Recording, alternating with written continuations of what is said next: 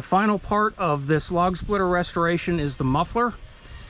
The original muffler is this thing, and this is not even original. I don't know where this came from or what, but it's mangled. The flange, I don't know if you can see too well, but the flange is pretty mangled. The holes are too big, and the bolt holes are too big. The gasket is shot. So what we did was pulled that off, and I got this muffler. It's very large in comparison to the old one. So this is going to be a bit of a challenge to install. What I've done here is I've machined an adapter to fit the muffler. I haven't welded this together yet. I welded this. This is two separate pieces of galvanized pipe, and yes, it's still hot because I just welded it. A 1-inch pipe and a 3/4 inch pipe. I machined all the galvanized coating off of it, welded them together.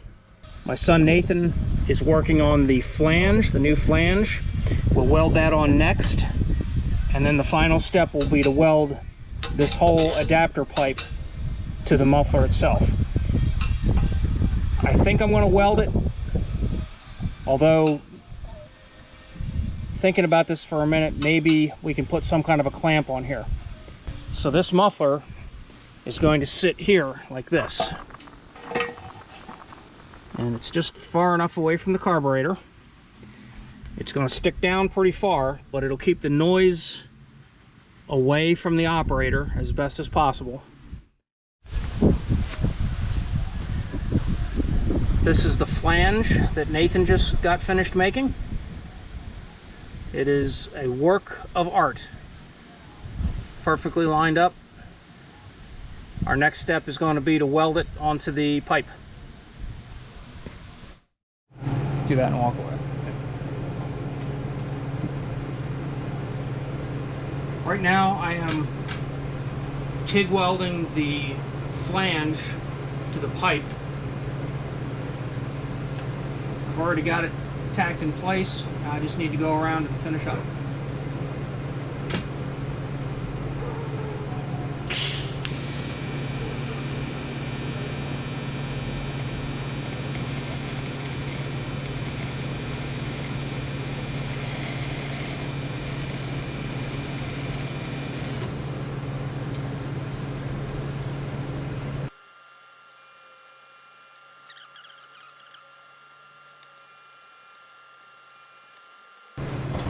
One of the things on my wish list is a weld positioner, and that way I could weld this all in one shot, just let the positioner slowly turn it as I welded it. But I don't have that, so I have to weld a section at a time. And this right here is all that galvanized coating falling out of there. That's really quite nasty.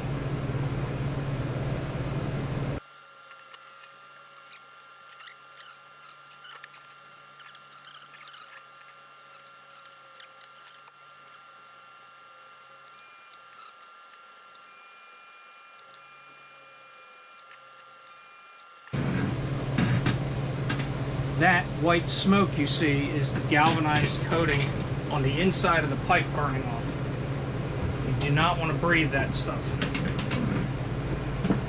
I've got my doors open and I've got a fan on, and even with that, this stuff is dangerous.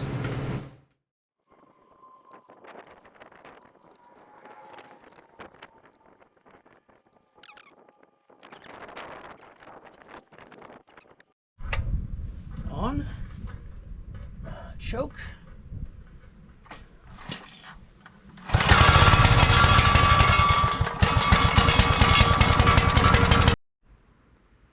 Two things need to be addressed. Obviously the carburetor is not right. It needs to be replaced. Back of the muffler has 4 holes in it for mounting. We need to plug those holes. So I need to either find some metal screws that'll fit in there, or I need to weld the hole shut.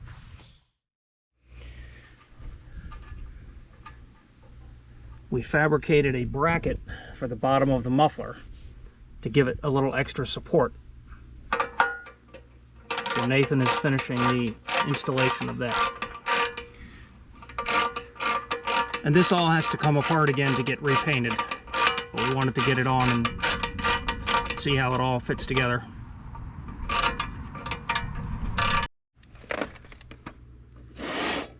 Bracket is installed. It looks good. Looks like we actually knew what we were doing. The mail just came and I received the new carburetor for the log splitter. So now we can get this. We can get the carburetor installed, finish up with the muffler details, and we can get this log splitter done.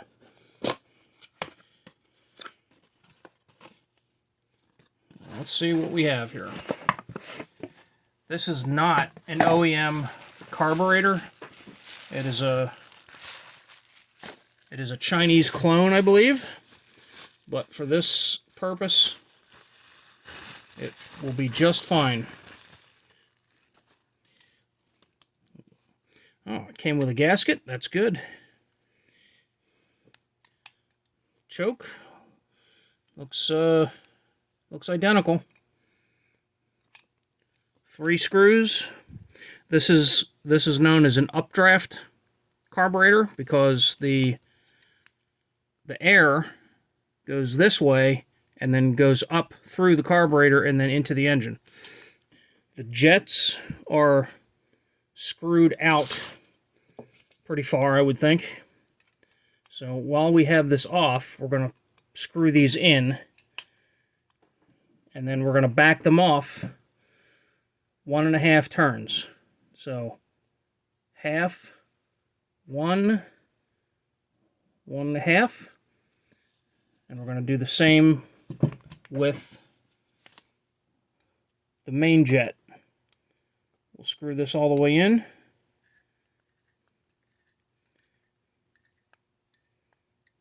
Okay. 1/2, 1, 1/2. So that will get the engine running. It won't be running great, but it'll be running. I don't know where the idle is, what the idle is set to. We'll have to figure that out. Now I have to go take the old carburetor off the machine, get that done, and then get this one installed. Removing the carburetor is very simple. We're going to shut the fuel off right here. That's all there is to that. We'll take off the air cleaner.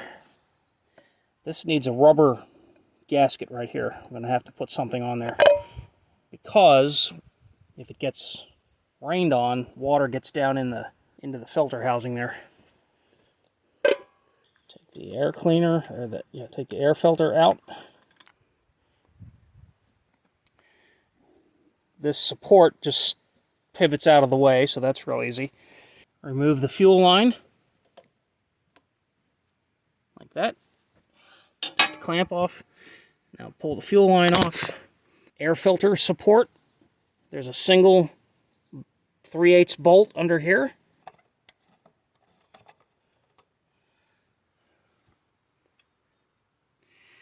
Okay, once this is off, then we just slide this right out.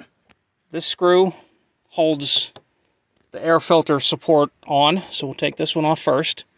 Then the air filter support at this stage just pops right off. Just like that.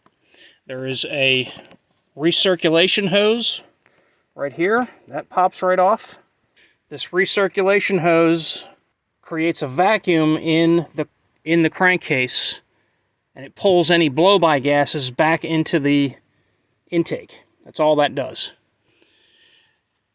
One thing we did not get with the new carburetor was this O-ring seal here. I might replace it. If I have one that's the same size, I'm going to have to go look. The only other thing to remove is this screw and the carburetor should fall right off.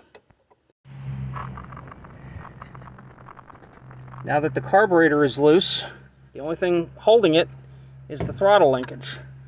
And that we're just going to pop right off. Some fuel in there yet. Installation of the new carburetor is the reverse. We're going to connect the linkage. So stick the little link in here. Rotate that down. Then this will sit up here. I've installed the gasket between this elbow and the carburetor. Since this is a Chinese carburetor, are these threads going to be metric or standard? Because it's made in China, these threads are metric. I had to rethread them to standard because these screws that went in the old carburetor are 1/4 20. This screw here has a special shoulder on it for the air cleaner support. So I couldn't just replace this with a metric screw because I didn't have anything like that. So I've got one screw in. Now I have to go install this, but before I do that, I want to see if I have an O-ring. I found a new O-ring. I'll slide that on there. And now we'll reinstall the air filter support, or air intake tube, whatever you want to call it. Exhaust gas recirculation tube back on. The throttle control assembly wouldn't reattach, so I had to loosen it. And this has a little bit of play down here, so I had to loosen it so that I could get this bottom bolt in. The carburetor has been reinstalled. I apologize for not getting better video of that. There really isn't much to it. 2 screws, fuel line, this bolt under here. I had to loosen this and then retighten it just to get this to line up right. Both hands to do it, and my son has my other camera with the tripod because he's working on another project. Now I have to reinstall the muffler and the piping. We'll get that installed next, and then we should be ready to test run this. Start it, let it warm up, and then we'll tune it. Now the question is, will it start?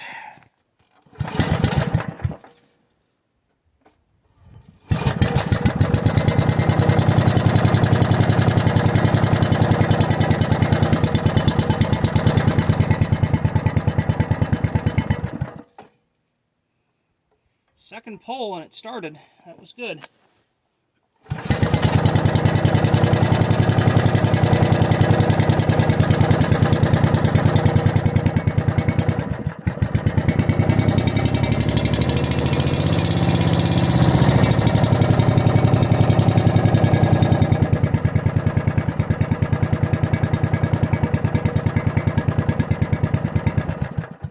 I need to adjust the idle before I go any farther. The engine is warming up.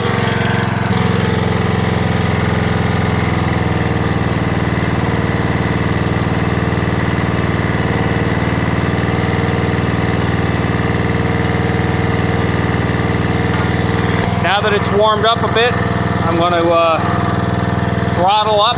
We'll adjust the high-speed fuel screw, which is on the bottom. First screw I'm going to adjust is this one here. But I need to throttle this up a little bit.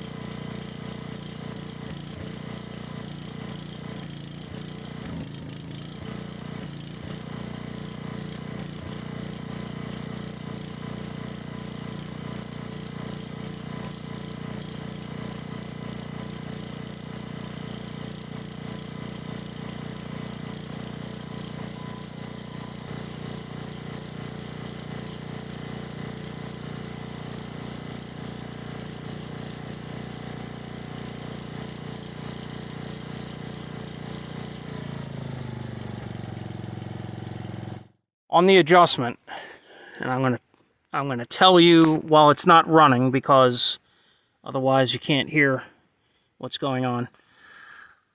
So the high side screw, you start off by turning it 1.5 turns out from fully seated, and that's where it's at. And also the same with the idle mix screw, which is that one there. 1.5 turns out from fully seated.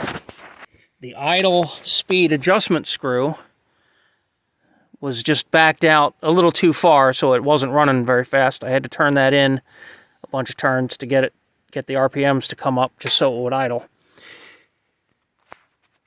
So the first thing I did was, after it warmed up,